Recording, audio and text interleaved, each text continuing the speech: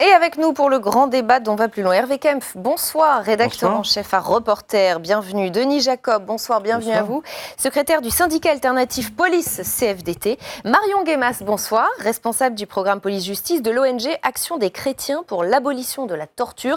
Et je précise tout de suite pour nos téléspectateurs qui se poseraient la question, nous avions invité un responsable de La République En Marche qui a finalement annulé sa venue quelque temps avant l'émission. Donc nous faisons ce débat à trois. Merci à tous les trois d'être ici. Ce séminaire, vous le voyez comment, Hervé Kempf? Après des mois explosifs, l'idée de réfléchir à froid pour changer les méthodes en profondeur, peut-être même la doctrine. Est-ce que vous nous dites pourquoi pas? La démarche est saine. Comment vous réagissez à l'organisation de ce séminaire aujourd'hui? Que mieux vaut tard que jamais. Pour ce que j'ai compris de sa composition, elle est un petit peu décevante parce que pas assez large. Et par Parler ailleurs, des experts? Oui, des experts. Et par ailleurs, c'est ce qui a explosé cette année, en quelque sorte, en matière de gestion extrêmement brutale de l'ordre public, en termes de manifestations, est connu depuis longtemps, est connu au moins depuis 2016, avec les manifestations contre la loi travail. Et ce travail aurait pu être fait avant. Donc je le déplore beaucoup. Et ce que je déplore aussi, c'est qu'il y avait un certain nombre de faits graves qui ont été attestés depuis 6 mois et qu'il y avait un certain nombre d'actions qui auraient pu être prises avant. Là, on se projette encore dans l'avenir, faisons-le. Espérons vraiment qu'un certain nombre de points, notamment l'interdiction de l'usage du LBD, de lanceurs de balles de défense et de grenades explosives comme la GLIF4, soit rapidement interdite. Denis Jacob, comment vous la voyez cette démarche? C'est vrai qu'il y a un petit peu polémique autour des experts qui ont été convoqués aujourd'hui au ministère de l'Intérieur. Alors, de mémoire, il y a un ancien patron du RAID, le procureur adjoint de Paris, un sociologue, un général, 2 journalistes. Est-ce que ça vous semble être un casting à la hauteur, suffisant pour parler de ces questions et faire évoluer la doctrine? Alors, ce séminaire, j'espère que c'est un point de départ à l'ouverture de discussions, parce qu'il faut quand même prendre le temps d'analyser ce qui s'est passé ces derniers mois, de voir l'évolution des mouvements sociaux particulièrement violents et voir comment on peut adapter cette doctrine d'emploi. Donc, si c'est l'ouverture de discussions à venir par le biais d'un grand séminaire, pourquoi pas? Moi, je m'en félicite. Ça fait 6 mois que je demande à ce qu'on adapte le maintien de l'ordre. Ça fait 6 mois que je demande à ce que les moyens mis à la disposition des policiers soient adaptés. Ça fait 6 mois que je demande à ce que la formation des policiers qui ne sont pas des CRS et qui sont intervenus sur les théâtres des manifestations des Gilets jaunes puissent avoir une formation initiale et continue sur le maintien de l'ordre. Mon organisation syndicale Alternative Police appartient à la CFDT qui a fait une tribune ce week-end avec d'autres syndicats sur comment réinventer la police. Mais pour réinventer la police, il faut faire participer les acteurs de terrain que sont les policiers et les gendarmes, puisque seul un vrai retour d'expérience de ce qu'on a vécu au quotidien permettra de ne pas se tromper dans les solutions qui vont être présentées par le politique dans quelques semaines ou quelques mois. Marion Guémas, comment vous la voyez, vous, cette démarche? Vous la trouvez, vous, là aussi, un point de départ, quelque chose de suffisant, à condition que ça débouche sur quelque chose? Alors disons que sur la prise de recul, même si effectivement les manifestations sont un peu calmées ces dernières semaines, on n'a pas non plus un recul énorme sur ce qui s'est passé ces derniers mois. Et effectivement, j'espère que c'est que le début d'une concertation, parce que quelques heures sur une journée avec effectivement des personnes dont on peut, sur lesquelles on peut s'interroger, ça paraît un peu court. Surtout alors les résultats devraient être publiés, d'après ce qu'a dit Christophe Castaner, donc on espère que ce sera le cas. Mais je suis un peu sceptique, sur qu'est-ce qu'un séminaire d'une journée, vu l'ampleur du sujet, peut effectivement donner. Parce que ce qui peut inquiéter, et on le lit un peu partout, c'est que la doctrine du maintien de l'ordre a déjà évolué, vous allez me dire si je me trompe, Denis Jacob, pendant les manifs des Gilets jaunes et plutôt vers un durcissement. Je rappelle que le préfet Delpuech a été limogé après la journée du 16 mars et vous avez vu comme moi les chiffres sur l'usage des LBD et des grenades de désencerclement en 2018. Ils ont explosé, regardez, plus de 100%. Avant même ce séminaire, est-ce qu'il n'y a déjà pas eu une rupture dans les stratégies du maintien de l'ordre et des méthodes plus dures ? Alors, il y a eu une rupture, c'est évident, parce que le maintien de l'ordre que l'on connaît dans notre pays jusqu'aux manifestations des Gilets jaunes, c'était un maintien de l'ordre qui a été établi depuis des décennies, qui consistait à maintenir à distance les manifestants. Il n'y avait pas de contact et surtout pas de visuel. On était souvent dans des rues adjacentes, perpendiculaires au déroulé d'un cortège de manifestations, justement pour éviter que notre présence soit interprétée comme de la provocation. Sauf que là, on se trouve confronté à un nouveau type de mouvements sociaux. Et je le dis, moi, depuis monsieur le disait tout à l'heure, en 2016, on avait déjà tiré le signal d'alarme quand on avait eu les premiers heurts avec les Black Blocs à l'occasion des manifestations contre la loi travail. On avait dit, attention, il va falloir penser à redéfinir la doctrine du maintien de l'ordre parce qu'elle n'est plus adaptée au type de mouvements sociaux auxquels on est confronté. Et les Gilets jaunes ont confirmé cela. Oui, par un contact physique direct. Et quand vous avez des moyens de défense qui sont donnés aux policiers ou aux gendarmes pour tenir à distance des manifestants et que vous les utilisez avec des personnes avec qui vous êtes en contact direct, ben, malheureusement, il se passe ce qui s'est passé, à savoir qu'on a eu des blessés, comme nous on appelle des dommages collatéraux. Pour être clair, quand on voit les plus de 100%, vous nous dites, là on n'avait pas le choix, on était face à une forme d'insurrection, quelque chose qui... Alors oui, on a eu une situation insurrectionnelle le 1er décembre et le 8 décembre, il faut pas se voiler la face, on était dans un mouvement d'émeute, et de nombreuses situations. Alors, je ne minimise pas ce qui s'est passé, que les choses soient claires, je ne veux pas qu'on interprète mes propos, mais il y a eu des blessés, c'est regrettable, mais on a eu beaucoup de situations où soit c'était l'usage du LBD, soit c'était l'usage de l'arme de service. On a eu beaucoup de situations dans le cadre de la légitime défense qui auraient pu justifier l'utilisation de l'arme de service. Fort heureusement, mes collègues... Donc à balles réelles. Ben oui, à balles réelles. Donc mes collègues, malgré tout, ont fait preuve comme d'habitude, d'un très grand professionnalisme et d'un très grand sang-froid. On ne peut que regretter tous les blessés, bien évidemment, malheureusement, qui ont eu lieu. Et si je peux me permettre, juste préciser, les grenades de désencerclement, ça peut faire l'objet d'un débat. Nous, on est ouvert à tout. Adapter les moyens non létaux, on y est prêt, il n'y a pas de souci. Mais quand on a l'inconscience de ramasser une grenade, on va quand même pas aller dire que c'est une violence policière, quand même. Hervé Kempf.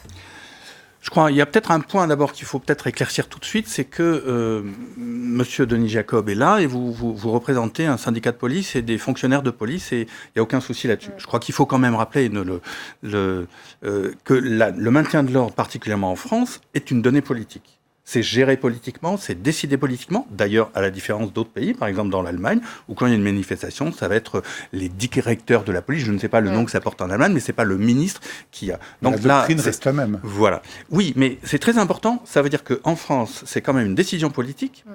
Donc, par exemple, des citoyens ou des citoyennes qui ne seraient pas d'accord avec la façon dont le maintien de l'ordre a été mené, ne se tourneraient pas forcément contre vous, contre des policiers, mais diraient c'est monsieur le ministre de l'Intérieur, c'est monsieur le préfet de police nommé par le ministre, etc. Donc ça, c'est un premier point très important. Donc c'est déjà, par exemple, tout à fait déplorable qu'un député de la majorité présente ne soit pas là. Il a eu un empêchement. Bon, d'accord. Et les autres n'ont pas pu répondre. Bon, alors dans ce cas-là, ça arrive. Dans ce cas-là, il n'y a aucun souci, je ne veux pas polémiquer. Mais ça, c'est un premier point à insister. La deuxième chose, c'est la gravité des blessés. C'est évidemment qu'il y a eu des situations qu'on va qualifier d'insurrectionnelles, je ne sais pas si c'est le terme juste, mais enfin, évidemment, des choses extrêmement graves.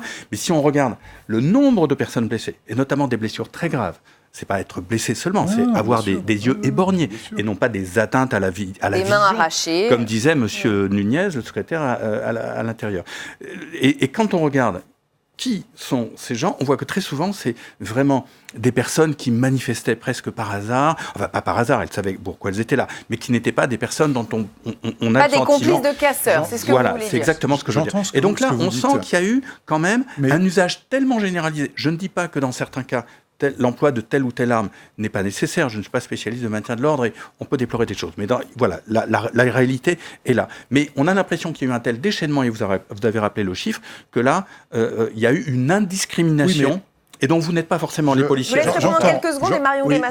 J'entends bien évidemment, et je me répète, il n'est pas question de nier la gravité des blessures qui ont pu avoir lieu. Mais de là à aller dire que c'est des actes volontaires de la part des policiers de viser telle ou telle personne, non mais c'est ce qui est dit globalement depuis le début, qu'il y a une volonté délibérée de blesser telle ou telle personne et que c'est forcément des violences policières. Je comparerai juste tout ce qu'il y a eu comme mouvements sociaux à côté et pour lesquels il n'y a eu aucun heurt, aucun souci, ne serait-ce que la manifestation des infirmiers la semaine dernière. Je pense qu'un point qui est intéressant dans le séminaire qui est organisé aujourd'hui, en tout cas dans le dossier de presse que j'ai trouvé un peu inquiétant, c'est qu'il n'y avait pas de réflexion a priori sur les armes utilisées et le nombre de blessés. Alors que voilà, et puis pour le coup, ça a quand même fait largement débat ces derniers mois. Et je pense que c'est une préoccupation qu'il faut garder en tête. Effectivement, on dote les forces de l'ordre d'armes. C'est pas les policiers qui décident de quelles armes ils ont effectivement sur le terrain. Je pense qu'il y a une vraie réflexion à avoir parce qu'avant, il y avait certaines armes qu'on n'avait pas et on faisait quand même du maintien de l'ordre. Certains pays n'utilisent pas certaines armes que l'on utilise en France. Donc je pense qu'il y a une vraie réflexion à avoir sur ces armes-là, sur leur réelle dangerosité, puisqu'on voit maintenant qu'il y a de plus en plus d'affaires que certaines armes sont en réalité bien plus puissantes que ce que le fabricant annonce, que ce que aussi le ministère donne comme information aux policiers, aux gendarmes sur place. Je pense je pense qu'il y a vraiment besoin de réfléchir à ces armes-là. Quelles armes on utilise, quelles armes on donne aux policiers, dans quelles conditions ils peuvent les utiliser. Le LBD, voilà, on en a beaucoup parlé, il n'était pas censé être utilisé pour du maintien de l'ordre à l'origine. C'était vraiment dans des situations exceptionnelles. C'est ce qui se passe dans d'autres pays. Aujourd'hui, il y a une normalisation, vous voulez dire, une arme qui est devenue indispensable, malheureusement. Et je pense qu'il faut réussir à prendre du recul sur pourquoi finalement cette arme est visiblement devenue indispensable sur le terrain. Le lanceur de balles de défense était déjà prévu dans la doctrine du maintien de l'ordre, mais de garder à distance des personnes. Alors, oui, l'utilisation à 40 mètres et l'utilisation à 10 mètres, c'est quand même pas le même effet. Donc, on le dit très clairement. Il y a peut-être une inadaptation des moyens non létaux. Moi, j'ai proposé, au titre de mon syndicat, la généralisation de l'utilisation des canons à eau, l'utilisation des véhicules allemands avec des sonos très puissantes, parce qu'il y a une incompréhension des manifestants quand on fait des ordres de dispersion, il faut le dire, donc tout le monde n'entend pas correctement les instructions que l'on donne quand on veut disperser. Mais sur les armes non létales, je tiens quand même à préciser que malheureusement, ça fait aussi de la culture de notre pays, qu'à chaque fois qu'il y a un souci avec une arme non létale, ça fait polémique. On a eu le débat avec les tasers, où on a eu malheureusement des personnes qui sont décédées parce qu'elles avaient fait des arrêts cardiaques, mais parce qu'elles avaient un antécédent cardiaque. On a mis en cause les matraques télescopiques, notamment dans le cadre de l'affaire Théo. C'est intéressant que vous disiez ça, parce qu'effectivement, on veut ouvrir une deuxième partie sur ce qui est un peu aussi haro sur les forces de l'ordre. Un débat s'est ouvert ces dernières heures sur l'expression violence policière. Cet après-midi, lors du séminaire, et hier, dans le JDD, Christophe Castaner a été très clair. Je n'accepte pas l'expression violence policière, dit-il. Les procédures sont peu nombreuses au regard des 50 000 manifestations qui ont eu lieu depuis le 17 novembre 2018. C'est vrai qu'il y a des affrontements. N'oubliez pas que 1900 policiers et gendarmes ont été blessés. Une déclaration qui va dans le sillage de celle de la patronne de l'IGPN, dans le Parisien. Je réfute totalement le terme de violence policière, explique-t-elle, ce qui, selon elle, n'empêche pas une remise en question de la police. Écoutez. C'est une réflexion globale qu'il faudra faire et on n'y échappera pas, ça c'est clair. On ne peut pas, ça veut dire c'est terminé, on passe à autre chose. La police nationale d'ailleurs ne fonctionne pas comme ça. On fait toujours des rétextes sur ce qui s'est passé.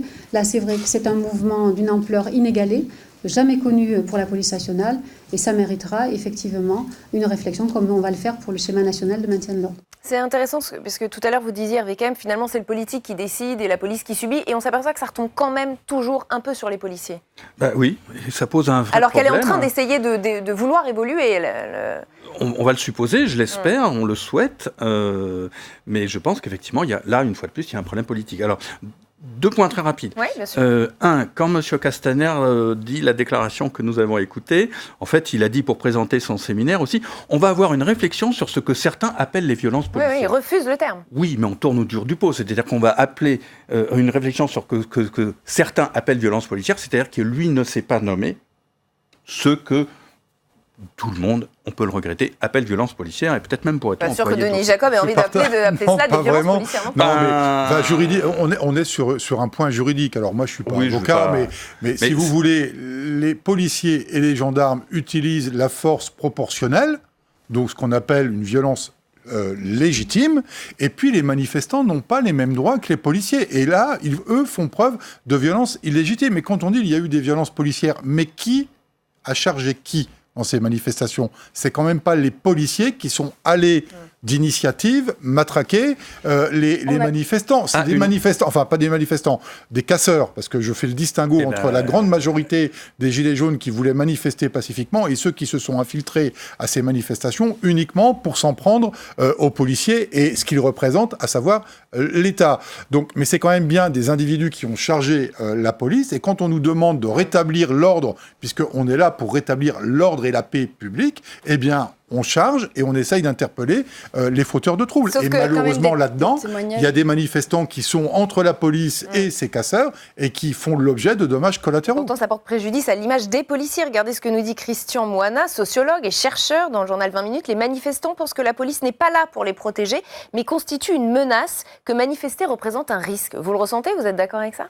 Alors actuellement, la CAT mène un travail de documentation justement sur les questions de maintien de l'ordre. On examine, c'est un des points justement qu'on essaye de voir, dans quelle mesure aujourd'hui les pratiques de maintien de l'ordre au sens large, c'est-à-dire que soit les armes utilisées, les pratiques judiciaires, etc., peuvent constituer pour certaines personnes un obstacle à le fait de se trouver sur la voie publique, que ce soit parce qu'on manifeste ou parce qu'on est à proximité. Dans quelle mesure on va réfléchir à 2 fois à aller à une manifestation parce qu'on a peur pour son intégrité, y compris quand on n'est pas casseur. Et c'est une vraie inquiétude aujourd'hui. Alors il y a ce basculement effectivement au niveau de le travail qui est à peu près identifié par tout le monde et qui s'est vraiment accentué aujourd'hui. Pour revenir sur ce que vous disiez, effectivement, la police a le droit d'utiliser, donc police, gendarmerie, ont le droit d'utiliser la force. Mais voilà, il y a des critères à respecter. Il y a quand même des vidéos. Alors avec toute la précaution qu'il faut prendre avec les vidéos, puisque c'est qu'un moment et on n'a pas le début, on n'a pas après. Il y a quand même des situations où on a l'impression qu'il y a un usage disproportionné. Je pense que c'est ça qu'on entend par violence policière. Effectivement, il ne faut pas caricaturer et dire que par principe, tout acte de violence est une violence policière, puisque, bien évidemment, la loi est du côté des policiers de ce côté-là. Reste que les principes n'ont, je pense, pas toujours été respectés. Je vous rejoins. Et je pense qu'une vraie inquiétude, c'est que l'IGPN, alors j'ai plus les statistiques exactes, parce que moi, j'ai pas le rapport. 265 enquêtes en cours. Et avec une proportion conséquente d'affaires où il n'y aura pas de suite judiciaire, notamment parce que les policiers n'ont pas pu être identifiés. Et ça, je pense que c'est un vrai problème. Sur 50 000 manifestations qui ont eu lieu depuis le 17 novembre 2018, précise Christophe Castaner. Oui, bien sûr. Et après, il faut bien aussi avoir en tête que tout le monde ne va pas porter plainte. Toutes les personnes qui ont pu être blessées, y compris lorsque c'était une violence qui était disproportionnée de la part des forces de l'ordre, n'iront pas porter plainte. Donc, les chiffres, on ne les a pas, les vrais chiffres de personnes blessées. Oui, une question et une précision. Et je suis très content qu'on discute là sereinement et avec beaucoup de courtoisie. Toujours en réfléchissant. Tout à fait, c'est pour ça qu'on est très heureux de venir. Comment dire ? Et vous êtes spécialiste de maintien de l'ordre, vous connaissez même beaucoup mieux ça que moi, par exemple. Il y a quand même une différence entre des gendarmes et des CRS qui sont très bien formés. On juge après ce qu'on peut, mais qui sont formés au maintien de l'ordre, etc. Et d'autres unités qui sont soit des unités civiles qu'on revêt d'un uniforme de Robocop, comme disent les gens communs, des BAC, les brigades anticriminalité, qui ne sont pas du tout formées au maintien de l'ordre parce qu'elles sont habituées à agir dans d'autres, et avec beaucoup de violence là, dans d'autres secteurs. Les détachements d'action rapide qui ont été créés pendant ces mouvements par monsieur Castaner. Et par exemple, si on regarde le chiffre de balles de LBD qui ont été lancées, on sait en tout cas pour la police qu'un relativement petit nombre a été lancé par les CRS et qu'en revanche, un très grand nombre a été lancé par les BAC et les DRA. C'est lié au profil de ceux qui se sont servis de ces armes. Ils ne sont pas formés pour le faire. Ils l'ont fait souvent dans des conditions très graves. Et vous disiez, c'est pour ça que je ne voulais pas reprendre, mais certes, des manifestants n'ont pas été visés. Il semble, et on a beaucoup de témoignages, vous l'avez rappelé, par des vidéos et d'autres. Il y a des images aujourd'hui. Il y a eu des tirs tendus on vise des gens et qui ne sont pas forcément des casseurs. Et puis, petit point aussi, et je rebondis un petit peu à ce que vous avez dit, par exemple, le nombre de fois, normalement, les policiers doivent porter un matricule, doivent respecter un certain nombre de règles. Le nombre de fois où on n'a pas ce matricule, où on n'a pas de respect apparent des règles de déontologie ou de discipline de la part des policiers est très préoccupant parce qu'après, il n'y a plus de recours possible. Et d'une certaine manière, je finis là-dessus, pardonnez-moi, ça donne à certains policiers qui ne se comportent, à mon avis, pas bien, une sorte de licence pour faire un petit peu n'importe quoi. Et nuit aux autres policiers. Alors, et ça nuit, du coup, à l'image de l'ensemble des policiers. Alors après, les policiers, ce sont des gens responsables. Donc ceux qui prennent l'initiative de ne pas porter leur numéro d'identification, c'est de leur responsabilité. Les compagnies CRS sont marquées sur leur tenue, hein, donc de toute façon on peut, et puis leurs véhicules aussi, donc ils sont identifiables. Là où je vous rejoins, c'est effectivement sur ce qu'on appelle les effectifs de sécurité publique, dont fait partie les BAC, qui elles n'ont pas été formées au théâtre du maintien de l'ordre, mais plutôt à des situations de violence urbaine, puisqu'elles interviennent plus régulièrement dans les cités difficiles. On leur a donné comme seul moyen de protection, parce que ils n'ont pas de protection comme les CRS, hein. On leur donne un casque, un petit bouclier, et le seul moyen de défense qu'ils ont, c'est le flashball, enfin le lanceur de balles de défense. Ils ne sont pas en unité constituée avec de la protection, comme ça peut être le cas pour les CRS. Et donc, je l'ai dit en préambule de cette émission, qu'il fallait effectivement revoir la formation de tous les policiers, qu'elle soit initiale et continue, parce que on va avoir, je pense, malheureusement, de plus en plus de mouvements sociaux de ce type, et qu'il va falloir qu'on y fasse face, et que les CRS seuls ne pourront pas être sur, vous le disiez, il y a eu 50 000 manifestations, et bien quand il faut répartir l'ensemble des forces de sécurité sur le territoire national, eh bien on risque de se trouver à un moment ou à un autre avec des gens qui ne sont pas formés. Mais parce que la révision des politiques publiques de Nicolas Sarkozy a fait qu'on a eu 2000 CRS en moins. Alors, dans ce séminaire organisé au ministère de l'Intérieur ont été conviés des intervenants étrangers, je vous le disais, néerlandais, espagnols et allemands. Christophe Castaner ne s'interdit pas de s'inspirer de certains de nos voisins. Je voudrais qu'on l'écoute. C'est la raison pour laquelle aussi j'ai souhaité mener une réflexion résolument portée vers l'international. Et je remercie tous les représentants des délégations étrangères qui ont bien voulu se joindre à nous. En Allemagne, en Espagne, aux Pays-Bas, les mêmes défis existent et nous devons y répondre. Et inspirons-nous de bonnes pratiques, partageons-les. Le ministre de l'Intérieur cite donc l'Allemagne. Alors regardons ce qui se passe là-bas. La philosophie de base, c'est la désescalade. Écoutez. Notre objectif est toujours la désescalade, car il n'y a rien de mieux pour des manifestants violents que d'avoir en face d'eux des policiers qui rentrent dans leur jeu. Les policiers n'ont pas recours à des armes, ils ne sortent même pas la matraque, ils repoussent fermement mais sans violence. J'imagine que vous les connaissez tous, ces modèles étrangers. Est-ce que oui ou non, il faut s'inspirer de l'exemple allemand, par exemple, Marion Guémas ? Alors, je pense qu'il ne faut pas être naïf et on ne peut pas imaginer qu'il y a un modèle parfait de maintien de l'ordre dans un pays et qu'on va le transposer et que tout va fonctionner à merveille. C'est bien évidemment plus compliqué. L'Allemagne, ils ont une histoire aussi, ça a pris du temps de mettre en place cette doctrine. Mais c'est effectivement, encore une fois, un choix politique qu'il faut prendre et assumer. Je trouve ça intéressant qu'aujourd'hui, d'ailleurs, Christophe Castaner parle de s'inspirer de ce qui se fait dans d'autres pays, puisque pendant plusieurs mois, on nous a quand même dit qu'en France, on ne pouvait absolument pas comparer avec ce qui se passait ailleurs et qu'on n'avait rien à apprendre des autres pays. Donc, je pense que c'est intéressant que la réflexion ait évolué. Noter une évolution. Voilà, mais qui est plutôt intéressante. Oui, je pense qu'il y a des choses qui peuvent être revues. Après, encore une fois, c'est difficile. Je pense comme vous qu'effectivement, il y a un gros travail sur les questions de communication au cours de manifestations. J'ai l'impression d'ailleurs c'est une piste de réflexion il en a beaucoup qui apparaît dans le dossier de presse. Voilà, on a des dispositifs qui sont beaucoup plus modernes dans les pays, notamment en Allemagne, dans les pays scandinaves. Après, sur la question des sommations, ce qui est un peu triste, c'est que c'est des recommandations qui avaient déjà été portées par des commissions parlementaires dans les années 1980, enfin fin des années 80. Et donc c'est un peu dramatique finalement qu'on revienne toujours aux mêmes réflexions alors que les problèmes sont constatés depuis longtemps. Mais ça vous semble possible, Denis Jacob, ce procédé de la désescalade à l'allemande, puisque c'est l'exemple qu'on prend ce soir, au vu de ce que vous avez aperçu lors de ces manifestations de Gilets jaunes, par exemple, ça vous semble possible ? Alors moi, j'espère toujours qu'on trouve des solutions le plus pacifiques possible pour éviter au maximum des blessés. Mais là, il y a la question de la faisabilité. Mais la culture française n'est pas non plus la culture allemande. Et il ne faut pas l'occulter. Ben voilà, on est des latins, voilà, donc on a... Moins obéissants que les Allemands, vous voulez dire ? Je pense qu'il y a des dispositifs qui ne sont pas applicables en France, comme des dispositifs français ne sont pas applicables en Angleterre ou en Allemagne. Je rappelle quand même que malgré cette politique de désescalade en Allemagne, on a eu une manifestation il y a 3 ou 4 ans où ils ont quand même eu sur une manifestation 300 blessés. Voilà, donc il y a malheureusement sur des manifestations qui sont en général violentes, on ne peut pas exclure qu'on ait des blessés, parce que dans ce cadre-là, le risque zéro n'existera jamais, malheureusement. Mais je dirais que ce n'est pas la faute forcément des policiers. Il y a effectivement une question politique, c'est aux politiques de prendre les bonnes décisions, de donner les bons moyens et de faire en sorte qu'on ait le moins de blessés possible. Je ne dis pas aucun blessé, parce que la solution idéale, parfaite, je pense malheureusement, elle n'existe pas. Mais il faut qu'on tende à quelque chose de plus efficace pour éviter tout ce qu'on a pu connaître. Mais on n'empêchera jamais la violence de l'autre côté, de toute façon. Il nous reste 2 minutes. Marion Guémas et Hervé. Oui, très rapidement. Il y a effectivement un exemple en Allemagne qui est souvent mis en avant, c'est le sommet du G20 ou du G7, je sais pas, à Hambourg. Voilà, sauf qu'en fait, ce qui est intéressant, c'est que des sociologues, notamment Fabien Jobard, ont montré que c'est un des rares landers où on a une politique de maintien de l'ordre qui est assez dure et qui est peut-être plus proche, enfin qui n'est pas vraiment calquée sur le modèle de désescalade. D'accord. Et c'est intéressant de voir que finalement c'est là où ça a le plus dégénéré, notamment la violence appelant la violence, c'est ce que vous voulez. En tout cas, voilà, c'est intéressant de voir que c'est pas un lander qui a des pratiques les mêmes que dans les autres. Le land qui n'a pas les mêmes pratiques dans les autres landers, pardon. Hervé Kempf. Je dirais dans le même sens, c'est de dire, et vous l'avez aussi dit, la violence appelle la violence. Donc plus il y a de la part de l'État l'emploi de force extrêmement équipé de répression, il va y avoir en face, au bout d'un moment, une montée en conflictualité. Alors c'est l'inverse.